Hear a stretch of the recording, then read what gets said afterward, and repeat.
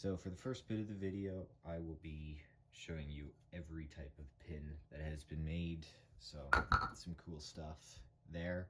And then afterwards, I'll be showing you pins like these in front of the camera. So stay tuned for all that. So this is all the types of 5-pin bowling pins. A lot of these I do not have yet. So these are Brunswick pins. We'll start off with these. These are all the types Brunswick has made. So the King and Queen, they were made during the 50s and 60s out of a single hard white maple block, painted with a UV hardened lacquer coating that was dirt resistant. There are multiple Kings out there today, so those are a lot easier to find than the Queen. This is the only picture of a Queen that I could find in all of my research. So this one is a lot more rare. The Red Crown King. So it came out shortly after the King and Queen were discontinued. It appears to be lacquer coated, but we won't know for sure. There's such little information on this pin. It could be free fall. It looks like free fall. I don't know if there was a string one ever made. Not much is known about it, so we'll just move on. So the Score King and Score King Plus, this one is a Score King, this one is a Plus, this one's a Plus. These are plastic coated. These have a crown neck. These are free fall as well. This one is string, and it has a striped neck that you can see. They aren't the hardest pin to find. Most experienced collectors have at least one of these in their collection, but they are still quite cool pins. The Brunswick Super 5 is a synthetic pin with these painted stripes. You can see the Brunswick logo right here. It came in free fall form, and I don't know if it has a string version. They're extremely rare and hard to find. They do have the same permit numbers, just like any other Super 5 pin. It does say Super 5 on it. You can't see it in the image, but they do. Just like all the modern synthetic pins, they do have the separate piece base that gets pushed in. It does have the same inner profile that as a string pin, just without the hole in the very, very top. PBS pins are next. So we will start with the regular PBS pin. There are multiple variants of PBS pins, including one with another logo on the back, which we will get into that next. This pin was very common in the 70s and 80s. It's a plastic coated pin. This one appears to be free fall, but it isn't known for sure. They do come in string, as PBS has made pin setters that are string, so they obviously made their own pins to go with it as well. These pins can still be found at auction and antique shops, meaning they are rare, but they aren't extremely hard to find. And if you have good sources, you can get your hands on these. The dual logo pin. So you can see it does have the regular Shield logo, but it also has this other one on the back. It could be an approval logo. It's too blurry to read. These are freefall pins. They don't have the hole in the top. The logo kind of reminds me of the Adirondack pins, but it definitely isn't. So any information on it is hard to find. So these are Canadian Spool and Bobbin PBS pins. So this one's free fall, this one's string. This information came from Bruce Museum. So these pins were created in the 1970s as prototypes. So any of them left are all prototypes. As Canada, Spool and Bobbin Co. wanted a contract with Brunswick for producing pins.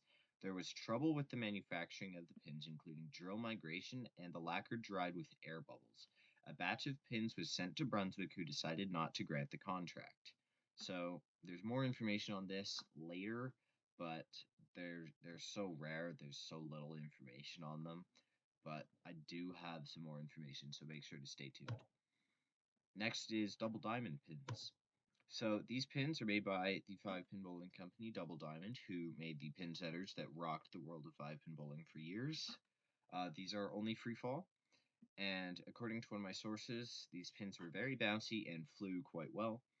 It is easy to tell that these are double diamond pins from the foul line because of the large circular logo and the close together black over red stripes that are very low on the neck.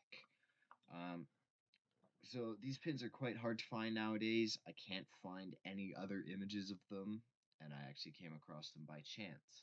So pretty cool pins. Next we have Mendes pins. So they only made the Super 5.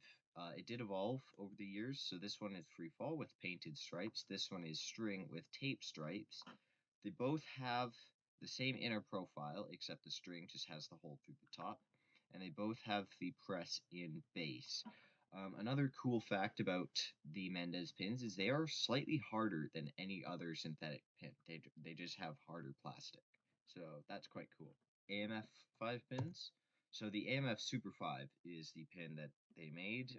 It is one of the only 5 pins that are still produced to this day, and they technically have two modern variants. So they have a white press in base or the black one right here. I bowled on the black ones at a bowling alley in 2012. I can't even remember anything about that, about the pins themselves. I remember the ball return, but nothing else. So this is a brand new pin, but they did have different generations of plastic. So these are the earlier ones. So this one's kind of yellowy, then it goes to pure white, very pure white, kind of yellowish, and then very pure white is the modern ones. All of these pins do have tape logos or tape stripes as well. So now to the outlier pins. So these ones are red, appear to be like cycle pins used in double diamonds and stuff. This one looks like a painted PBS pin. These ones got yellow stripes. Pretty cool. I have found one on Kijiji. It looks like the PBS dual logo pin. These ones look like Brunswicks, like the vintage Brunswicks from like the 20s and 30s. But we will never know for sure. This one came from Brecon Lanes. This is the early generation string. So you can see it's got the hole out this side, just like the modern 10-pin string pins. Brecon Lanes said that this is plastic or fiberglass coated. I think it looks like a plastic coating, but I won't know for sure. It just appears to be plastic because I've never heard of a fiberglass coated pin. And then this pin, Mystery. It looks like a Duke. There is a Score King beside it and a PBS. No one knows the brand. No one knows who made it. No one knows anything about it, at least that I could find. This came from a stock photo, by the way. So now we will go into me talking about pins while actually showing them to you. Here we go. This is a Super 5, and you can see it's got logos in there. It says Cubica Inc., Quebec, Canada, and then they have a stamp on the back, which that's just like production numbers and stuff, tape bands. So free fall synthetic pins, these are the Brunswicks. You can barely see the Super 5 logo on it. The top, pretty egg shaped, kind of weird, but the bottom worn pretty short, pretty round. The band is also kind of interesting. It's quite like tapered, probably just wear. Then the Mendes one, same, got it at the same time as 4 of these. I got a full set. The pins, Mendes, says right there, basically the same, painted stripes, kind of egg shaped. This one's less egg shaped. So Score King Plus right here, it's kind of got this weird effect of the plastic coating. It almost looks like a clear coat above the marks. It's kind of weird, but pretty cool. You can see it's got approval logos and stuff. There's the base. Almost all wood pins have this like red kind of base on them. So kind of cool. This one's free fall. Here's my Score King. So this one, bit of a cracked top, plastic coated, had a repair job done that kind of didn't really succeed. Bigger B, like the logo is bigger. This one says plastic coated along the side as well. So that one's pretty cool. Same wooden base. And you can see with these pins that the plastic actually kind of rises above where the band is. And you can see it on the bottom too. It kind of peels away. Kind of interesting. And then I have PBS pin. So this one was used in January of '81. I actually have 3 of these, And they all have different dates, I'm pretty sure, written on them. January 19 of 81. And, oh, that one's still the 19th. Yeah, so these ones are unfortunately missing the logo, but the black stripe, these are string as well, as you can see all the way through them. Let's see, yeah, like that. Red base as well, pretty cool. And then, what other pins do I have? So, you may know, I do have a brand new pin. This is an AMF Super 5. Got this from Rick at the bowling alley. It's got a G2 rubber band, white base version. I don't have any black base versions. I am still looking to get one. This one's really nice. And now, I just got this one yesterday. And do you remember when I talked about the PBS pins and all the variants and how there was that one that was a prototype? Yeah, well, Rick, my guy, got me one. I don't know how he did because they're all prototypes. This one doesn't have the red. It's like a gray color, gray insert. And over time, this is a brand new pin, never used. Yeah, but it does have the bubbles that were mentioned, like in the lacquer coating. It's bubbled, cracks. You can see it's kind of got bubbles in it. The plastic hasn't risen much at all, but in the base inserting, it's got cracks. So Rick got this 22 years ago, so 2003, from Mr. Don Sim.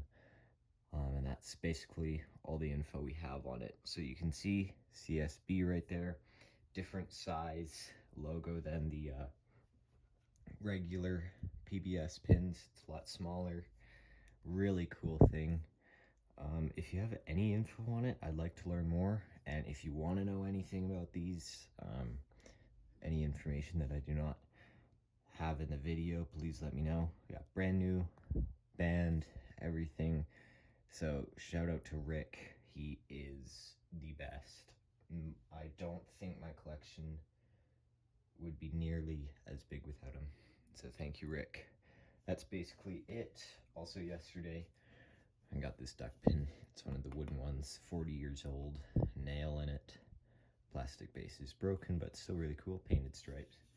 Anyways, thank you for watching, and I'll see you in the next one.